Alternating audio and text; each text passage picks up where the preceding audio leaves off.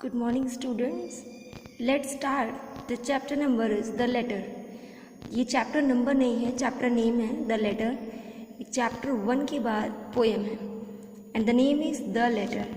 Letter means आप सब लोग समझते होंगे लेटर का क्या मतलब होता है. पत्र, यानी कि एक छोटी सी बच्ची है. मैं एक ऐसे शॉर्ट समरी में बता रही हूँ आपको.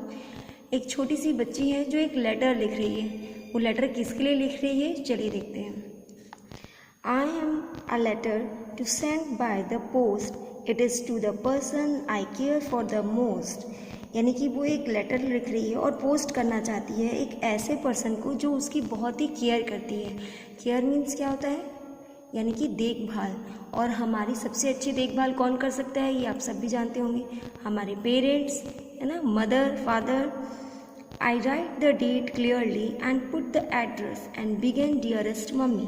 उसने क्या किया, लेटर लिखा, लेटर में डेट डाला, बहुत मेंशन किया, यानी अच्छे से एड्रेस मेंशन किया और लिखा. स्टार्ट कहाँ से किया, डियरेस्ट मम्मी, यानी कि मेरी प्यारी mummy. Did anyone guess my pen travel slowly. उसकी पेन जो कैसे चल रही थी, बहुत ही धीमी चल रही थी, स्लोली.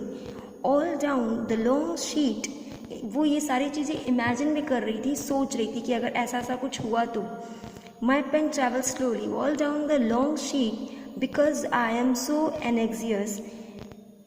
यानी कि वो क्या कर रही थी, उसके पास एक बहुत ही लॉन्ग शीट थी और वो बहुत ही लॉन्ग शीट जो थी बिकॉज आई एम सो एनेक्सियस. और वो क्या फील कर रही थी, फीलिंग वरीड और नर्वस. एनेक्सियस का मतलब क्या होता है, यानी कि वो बहुत ही डरी हुई और थोड़ा नर्वस और परेशान थी. To keep it all neat. वो चाहती थी सब कुछ मैं बहुत ही अच्छे से, जो भी लिखूं, जो भी इसमें मेंशन हो, बहुत ही क्लियर हो, यानी कि गंदा ना हो, डर्टीनेस ना हो.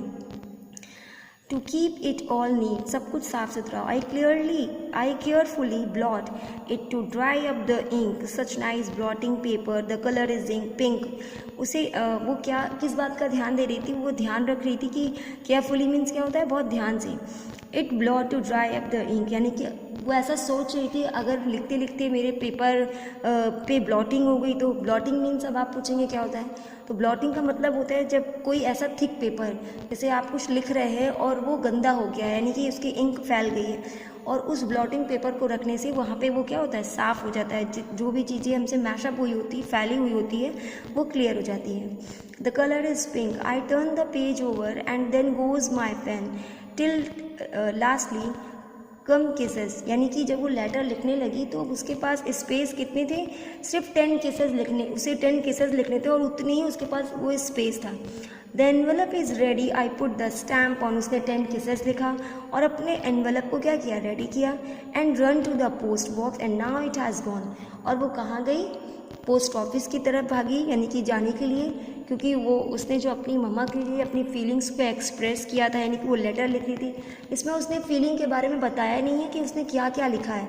उसने लेटर को कैसे शुरू किया, कैसे लिखा, कैसे ख़त्म किया, क्या लिखा, वो पूरा मैटर नहीं है, ठीक है. And run to the post box. और वो कहाँ गई, पोस्ट बॉक्स पे गई, यानी कि देने के लिए. And now it has gone. और वो वहाँ पे सबमिट करके आ गई. आप लोग को पता होगा कि अब जो पोस्ट ऑफिस वाला सिस्टम है वो अब उतना नहीं रह गया है ट्रेंड में. अब तो लोग क्या करते हैं, WhatsApp call, video call, WhatsApp पे मैसेजेस. तो पोस्ट ऑफिस का उतना नहीं है, लेकिन हाँ, ख़त्म नहीं हुआ है. तो वैसे ही उसने भी अपनी माँ को पोस्ट ऑफिस पे, यानी कि लेटर लिखा अपनी मदर को. इस पोएम को किसने लिखा है, the poet name is Margaret G Rhodes. ठीक है, हमेशा पोएट नेम आपको लर्न करना होगा, क्योंकि एग्ज़ाम में जब भी आपके पास पोएम लिखने के लिए आपको मिलेगी क्वेश्चन पेपर पे, उस पर पोएट नेम भी मेंशन करना होगा. I hope you have all have understand this poem. Thank you so much.